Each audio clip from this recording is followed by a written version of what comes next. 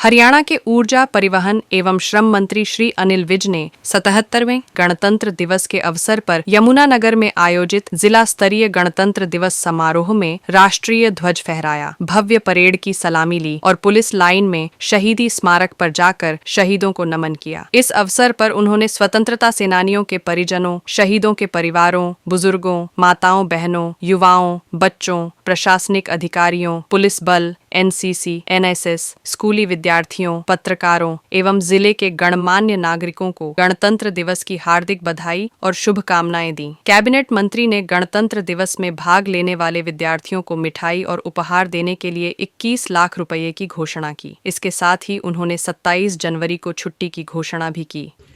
नौजवानों, साथियों, स्वतंत्रता सेनानियों के परिजनों, जिला प्रशासन के अधिकारीगण, पत्रकार एवं छायाकार बंधुओं, 77वें गणतंत्र दिवस के पावन पर्व पर मैं आप सभी का हार्दिक बधाई और शुभकामनाएं देता हूं। मैं यहां पर उपस्थित आप सभी का स्वागत एवं अभिनंदन करता हूं।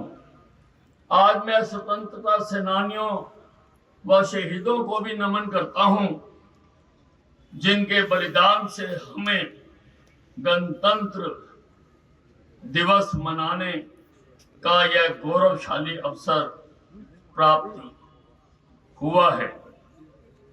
आज ही के दिन 76 साल पहले सन 1950 में हमारा संविधान लागू हुआ था। इसी संविधान ने हमें न्याय, स्वतंत्रता, समानता के मौलिक अधिकार दिए। इसी दिन भारत विश्व का सबसे बड़ा संप्रभुता संपन्न लोकतांत्रिक गणराज्य बना।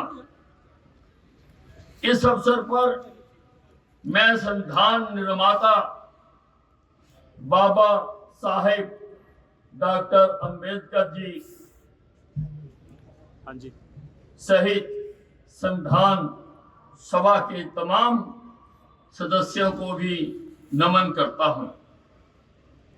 आज का यह ऐतिहासिक दिन देशवासियों को एक मजबूत राष्ट्र के रूप में आगे बढ़ने के लिए साहस और प्रेरणा देता है। इस दिन हम उन महापुरुषों को भी याद करते हैं और भारतीय संविधान को लागू करने में अपना महत्वपूर्ण भूमिका निभाई। इनकी बदौलत ही भारत आज एक गणराज्य कहलाता है। देश को आजादी दिलाने के लिए राष्ट्रपिता महात्मा गांधी, नेताजी सुभाष चंद्र बोस, लाला लाजपत राय, सरदार वल्लभ भाई पटेल, डॉक्टर राजेंद्र प्रसाद जैसे महापुरुषों ने स्वतंत्रता सेनानियों के रूप में संघर्ष किया। भाई और बहनों, आज भारत आजादी के बाद से निरंतर प्रगति करते हुए विश्व में एक सशक्त शक्ति के रूप में अपनी पहचान बना चुका है, जिसका श्रेय दूरदर्शी नेतृत्व, मेहनती किसान, कारीगरों, मजदूरों, वैज्ञानिकों के अथक परिश्रम को जाता है। प्रधानमंत्री श्री नरेंद्र मोदी जी के नेतृत्व में भारत ने अभूतपूर्व उपलब्धियां हासिल की हैं और चंद्रयान-3 ऐतिहासिक सफलता के साथ भारत चंद्रमा के दक्षिणी ध्रुव पर उतरने वाला दुनिया का पहला देश बना है। इस विकास यात्रा में हरियाणा का योगदान भी अत्यंत उल्लेखनीय रहा है, जहां सामाजिक आर्थिक विकास, शिक्षा, स्वास्थ्य और खेल के क्षेत्र में उपलब्धियों प्रगति हुई है।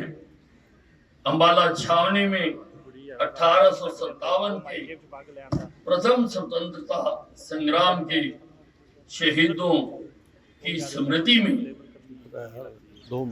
एक बहुत बड़े स्मारक का निर्माण किया जा रहा है, जो लगभग पूरा हो चुका है और शीघ्र ही हमने प्रार्थना की है अपने प्यारे प्रधानमंत्री जी से कि आकर वो इसका उद्घाटन करें।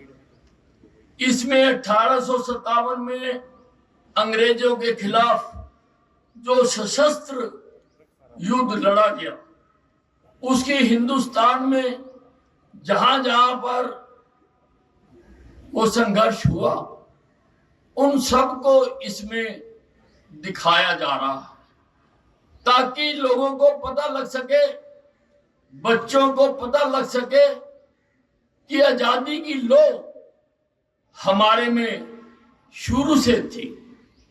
1857 में अंग्रेजों ने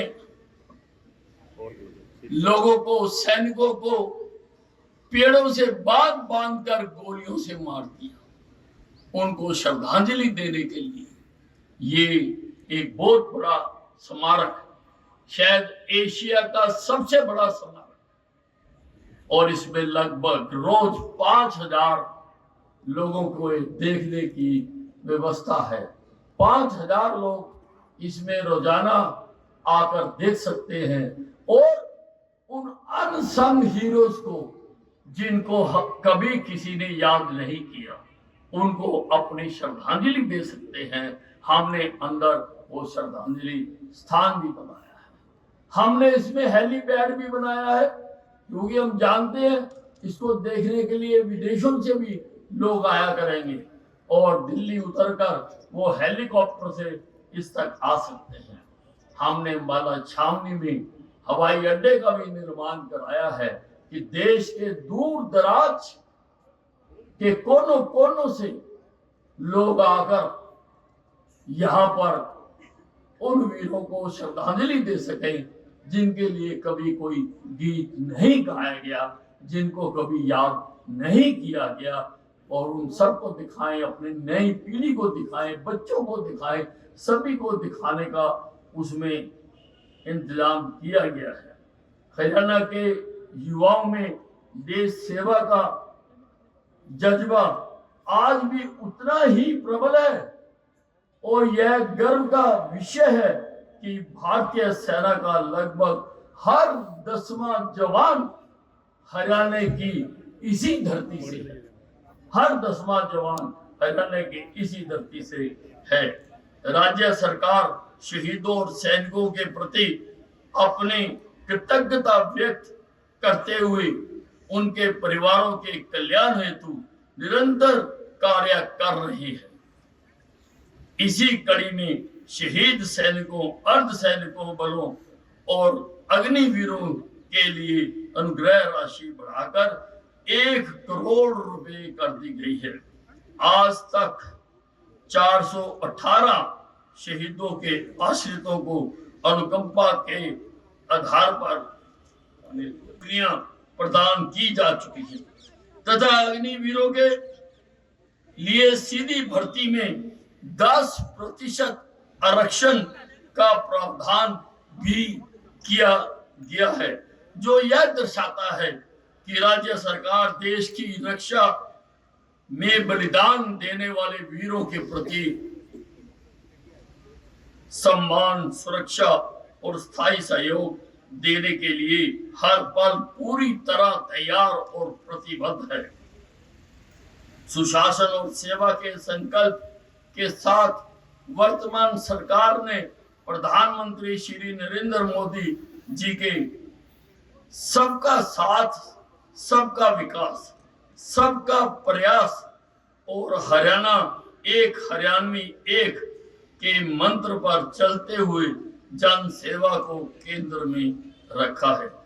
आईटी के व्यापक उपयोग से प्रशासन को पारदर्शी बनाते हुए गरीब की बेटी की शादी के लिए 71,000 रुपए शगुन, बुजुर्ग, विधवा व दिव्यांगों को 3200 रुपए मासिक पेंशन, किसान को फसल भुगतान सीधे उसके खाते में तथा 5 लाख रुपए तक का स्वास्थ्य लाभ आयुष्मान भारत के माध्यम से लोगों को प्रदान किया जा रहा है।